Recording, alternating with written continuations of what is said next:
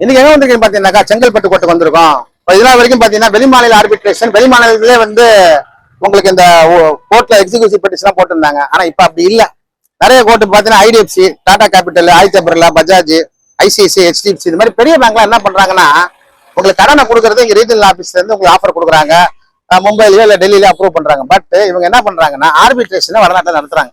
நடத்திட்டு அங்கேயே தான் இருந்துட்டு இருந்த வரைக்கும் மகாராஷ்டிரா அந்த மாதிரி இடத்துல ஆர்பிட்ரேஷன் இருந்தது.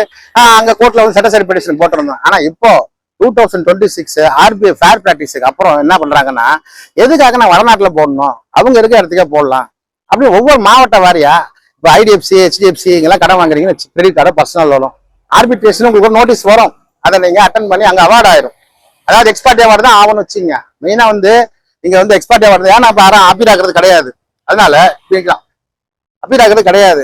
அதை எடுமா இப்ப என்ன ஆகுதுன்னா அதனால லோக்கல் கோர்ட்ல ஏன் போடக்கூடாதுன்னு சொல்லிட்டு இப்ப நிறைய வந்து வடநாட்டு ஆர்பிட்ரேஷன் அவார்டை கொண்டு வந்து லோக்கல் கோர்ட்ல போட்டுடுறாங்க. இப்ப உதாரணத்துக்கு ஆர்பிட்ரேஷன் அவார்டை எடுத்துட்டு மகாராஷ்டிரால நடத்திட்டு மகாராஷ்டிரால கோர்ட்டுக்கோ இல்ல பூனா கோர்ட்டுக்கோ போனாலோ அவ்வளவு எஃபெக்ட் இருக்காது. ஏன்னா அந்த கோர்ட்ல இருந்து இங்க இருந்து வந்து ஒரு சம்மன் அனுப்பிச்சு ஒருத்தர் போறதுக்கு வந்து ஒரு ஏழாத காரியம். ஆனா இப்ப என்ன நடக்குதுன்னா லோக்கல் கோர்ட் இப்ப செங்கல்பட்டு கோர்ட் இருக்கும், இங்க வந்து காஞ்சிபுரம் கோர்ட்டு, செங்கல்பட்டு கோர்ட்டு இந்த மாதிரி கோர்ட்ல வந்து ஆர்பிட்ரேஷன் அங்க பண்ணதை கொண்டு வந்து இங்க போட்டு இங்க வந்து அதை எக்ஸிக்யூட் பண்ணி இபி பெட்டிஷன் வர வைக்கிறாங்க. ஸோ இதனால வந்து பாத்தீங்கன்னாக்கா அங்க மாளிகைக்கு நடக்கிறதுக்கும் இங்க நடக்கிறது நிறைய வித்தியாசம் இருக்கு. ஏன்னா இந்த மாவட்டத்தை பொறுத்த வரைக்கும் இந்த மாவட்டத்தில் இருக்க ஒருத்தர் ஒரு சிவில் சம்மன் அமிச்சா கோர்ட்டுக்கு வந்து அப்பீல் ஆகணும். இப்ப அதனாலதான் ஒரு 4 பேருக்கு சேர்ந்த மாதிரி அப்பீல் ஆக வந்திருக்கும். இப்ப 4 பேருக்குமே வட மாநிலத்துல ஆர்பிட்ரேஷன், லோக்கல் கோர்ட்ல உங்களுக்கு வந்து இபி எக்ஸிக்யூட்டிவ் பெட்டிஷன் போட்டா என்னென்ன பிரச்சனை வரும்? முதல் பிரச்சனை பாத்தீங்கன்னாக்கா சேலரி அட்டாச்மெண்ட். ஒருவேளை கம்பெனில வேலை செஞ்சாக்கா ஈஸியா இந்த லோக்கல்ல சேலரி உங்களுக்கு அட்டாச்மெண்ட் போடலாம். அப்புறம் உங்களுக்கு எங்கேயாவது இங்க சொத்து கித்து, இது மப்சல் ஏரியா தானே, இங்க சொத்து கித்து இருந்தா அட்டாச்மெண்ட்.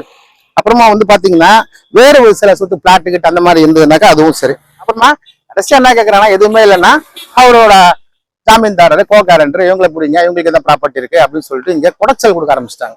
எதுக்காகனா ரெக்கவரி ஏஜென்ட்டோட பிரச்சனை கொஞ்சம் அதிகமானதுனால ஆர்பிஐ மாஸ்டர் சர்க்குலர் 2026 ஃபேர் பிராக்டிஸ்ல வந்து நீ ரொம்ப அராஜகம் பண்ணி வாங்கக்கூடாதுன்றாங்க. சரி ஓகே, நாங்க ரெக்கவரிக்கு ஃபண்டை கட் பண்ணிட்டு லீகலுக்கு ஒதுக்குறோம்னு சொல்லிட்டு இப்போ இந்த மாதிரி இந்த வாரத்திலே பாத்தீங்கன்னா எனக்கு தெரிஞ்சு பெரிய பெரிய பேங்க் எல்லாம் ஒரு 250 300 ஆர்பிட்ரேஷன் அவார்டு கொண்டு வந்துட்டு இந்தியாவுக்குள்ள எங்க ஆர்பிட்ரேஷன் எடுத்தாலும் அதை வந்து டிஸ்ட்ரிக்ட் கோர்ட்ல ஃபைல் பண்ணலாம். அது ஒன்றும் சட்டத்துல வந்து தடையில்லை.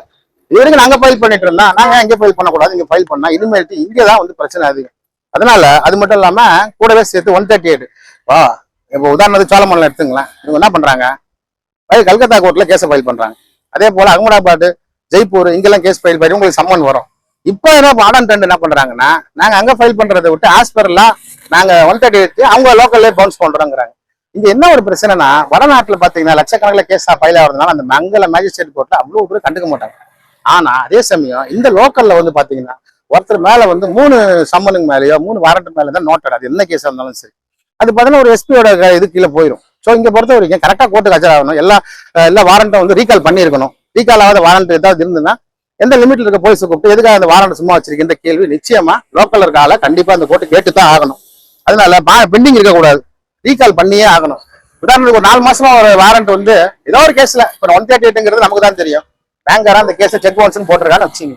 இது இங்கே இருந்து கேள்வி வரும், ஏன் இந்த கேஸ் ரீகால் பண்ணாம வச்சிருக்காங்க, எதுக்காக இந்த கேஸ் வந்து வாரண்ட்லயே போயிட்டு இருக்குது, ஆளை பிடிச்சி நிறுத்துங்க அப்படின்ற பிரச்சனை வரதான் செய்யும். ஸோ அதனால பாத்தீங்கன்னாக்கா இதுதான் இங்க இருக்கிற பெரிய பிரச்சனையே. அப்புறம் பாத்தீங்கன்னா புதுசா இந்த டிஜிட்டல் பர்சனல் லோன் இருக்கானுங்க, இவனுங்க வேற ஒரு தொந்தரவு. இவனுங்க என்ன பண்றாங்க, எடுத்து வந்து பிஎஸ்எஸ்சி ஆக்ட்லாம் போட்டிருக்காங்க. இது நிறைய பேர் சொல்லியிருக்க மாட்டாங்க. ஏன்னா நிறைய பேருக்கு வந்து பேங்க் அப்டேட் பண்றது தெரியாது. நம்ம இந்த ஃபீல்ட்ல ஒரு 26 இயர்ஸா இருக்கிறதுனால அப்பப்போ அப்டேட் தெரியுது. பாத்தீங்கன்னா புதுசா டிஜிட்டல் பர்சனல் லோன் உங்களுக்கு தெரியும் இல்லையா, டிஜிட்டல் சைன் பண்ணி வாங்குற லோன் எந்த செக்கும் இல்லாம ஆப்லயே கொடுத்து ஆப்லயே முடிச்சுக்கிறது. இவனுங்க பிஎஸ்எஸ்சி ஆக்ட்ல வந்து போட்டிருக்கானுங்க. இது ஒரு புதுசா என்ட்ரி கொடுத்துருக்கிறது பாத்தீங்கன்னா personal loan, credit B, European கார்ப்பு, இந்த car loan, tractor loan, Shriram, Mahindra, அறுவடை இயந்திரம், போர்வெல் இயந்திரம், அதே மாதிரி சீஸ் பண்ணாது 138 BSS act, original suit, EP இவ்வளவு வந்துருக்காங்க. பேங்க் வந்து இதுக்கு நுழைஞ்சது காரணமே பாத்தீங்கன்னா ஆர்பிஐ ஃபேர் பிராக்டிஸ் தான்.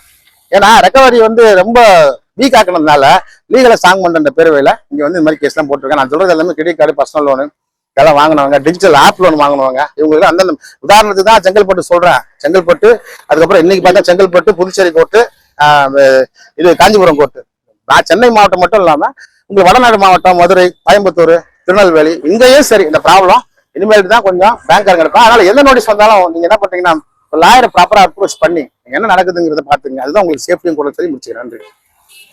ஏமா குரங்க பார்த்து பயப்படுற?